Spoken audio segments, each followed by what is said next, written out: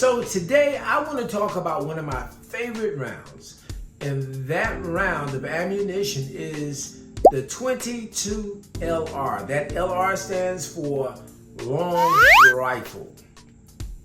Now, there are several reasons why this round is a ammunition that I enjoy shooting. One, it allows me to practice at an affordable price. You can get approximately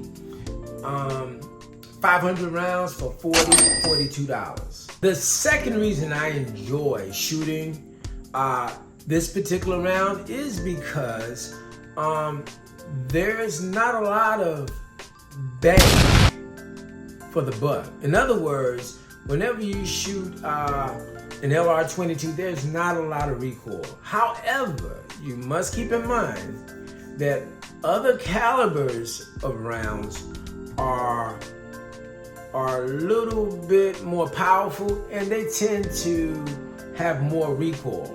And with all fairness, the LR-22 will not prepare you for the impact of shooting a 9mm, 40, 45, etc.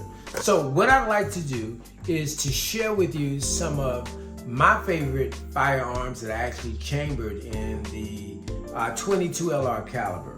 And one of my favorite is the Glock 44. Okay, if you look, you'll see that it's empty. A few things about this Glock 44. First of all, it's called the Glock 44, but it's chambered in 22 LR. Okay, the slide on this Glock is actually a custom Glock, a custom slide from Nelson Precision, and on top is a red dot. So this slide was kind of expensive, and I waited quite a while to get this back. And the red dot, the Romeo, is actually a kind of a lightweight, a plastic lightweight dot. And I purchased it at a time where you were having difficulty putting a red dot on a slide and it smoothly sliding back and going into its proper position because of the weight of the red dots at that particular time. Now things have changed. One of the guns that my partner shoots is the Taurus 22, the TX22. Very, very good gun. It's already cut for the red dot. And I think it's a great buy for the money. I probably have about quite a bit of money compared to what you're gonna pay for that Taurus TX22. So I'm talking about the Taurus TX22 like I have one, and I don't. However, you know what? Coming out of the box, it's a great firearm for the money. The TX22 is a great buy, and they actually come in compact and standard size. You never know. For the price, you can buy both. When I shot my first 22, or actually whenever I shot my first gun, I was extremely nervous.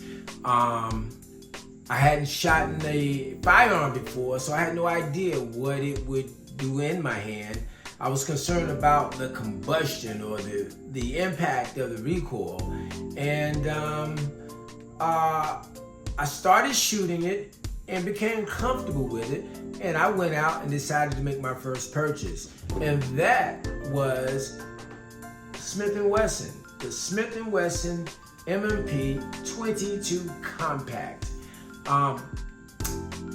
So over a period of time, I tend to shoot this particular firearm a little less. And one of the reasons I shoot it less is because I started shooting 22 with a soft tip or lead tip, and it would really gunk up the interior of the firearm and inside of the barrel. Now, what makes this a little different from the other 22s is that the barrel is actually attached to the lower. So with that being said, you don't separate it and clean it, but you do keep it on, and you run your snake through and you clean it the same way. However, I started having problems with the gun. It got gunked up so bad, I had to send it to Smith & Wesson. They had to make repairs and they had to send it back to me. So I found this particular firearm to be very sensitive and not quite as fun for me anymore as the Glock or the TX22. My favorite 22 pistol is, of course, this Smith & Wesson 1522. Folks, this looks like a toy, but it's not. But I promise you, it will be a lot of fun. This is actually 7 inches. It makes it a pistol, not a rifle. Why? Because a rifle is 16 inches or more.